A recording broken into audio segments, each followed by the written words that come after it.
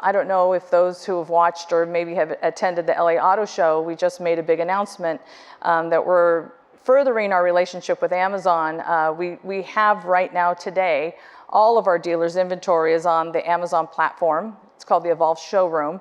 It's more of a shopping experience. If you actually want to buy, it'll tip you, into a tier 3 dealer's website.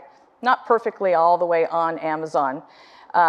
The next iteration of that is going to be a full end-to-end experience on Amazon. The little joke is you're going to need a bigger cart. But it's going to happen. It's going to be released in the spring. We're very excited about that. But again, that's what customers expect is anywhere where I'm going to shop, I want to be able to buy a car. And the car industry is a little bit late to that. You still have to go pick up the car at the dealership, but they're going to expect a different experience. They're not going to wait to do all the finance and insurance at the dealership. They just simply want to learn about their car and get the keys from the dealer. So very exciting about what's happening, and these customers are younger, they're savvier, they're wealthier, and they're just much more up to speed on what they expect from the vehicle by the time they get there. And I can tell you based on what I know from our audience metrics when we covered that announcement, the industry is very much watching what's happening there. It's very interesting what you guys have done. So what do you see as the role of the dealer in the future as you continue this Amazon direct-to-consumer strategy?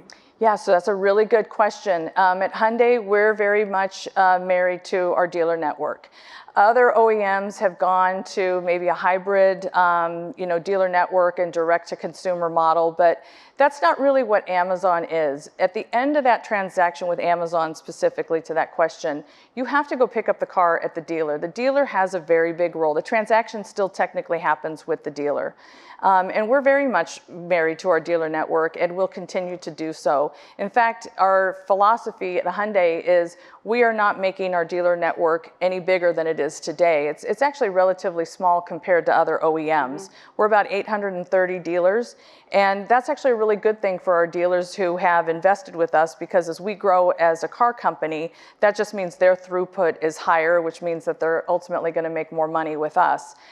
So that relationship between us and our dealers is a really important one, and we've made that deep commitment. What we want to do, though, is also always keep the customer front and center. And so it's the customer who has been driven us to think about how do they want to shop for the car. So we're thinking about how the dealer participates in the final transaction, but we're also thinking about how the customer thinks about where they want to shop and see that dealer inventory. And we put that out wherever they might possibly be wanting to look for it. And so we're thinking of both things on both sides and trying to bring these two ecosystems together.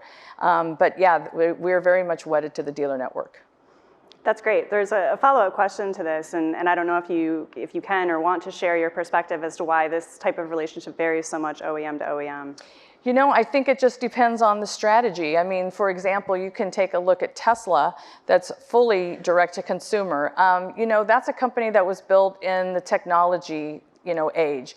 So, and I would say as Tesla has scaled and has gotten much bigger, now they have new challenges about how do you service that kind of population of vehicles. And so now you see Tesla centers coming up, and now they have to figure out how to service all those vehicles that are on the road. That's a completely different challenge. We offset all of that servicing to our dealer network, which is really important for that dealer to have that relationship with that customer. So it just depends on the strategy of the company. And for us, Hyundai is not in the business of real estate. We're not going to go into the business of servicing. What we want to do is support our dealers to give the very best customer service to our customers, and we would like them to do it as much in a Hyundai way as possible. I think everybody in this room probably understands that most dealers have multiple brands that they have. And so we are one of many, but they are an important part and piece of the brand, because we don't want to spend all this money on advertising, get somebody excited about our vehicles, and then when they go to the dealership, which currently today is not the best experience, to be perfectly frank. There's still a lot of work to be done there, but it has to be a great experience, because really everything else on the front end is getting so much better. But I think OEM to OEM, every car company has a different, strategy and philosophy on how they will go to market, and ours is very much still wedded on a dealer network way to go to market.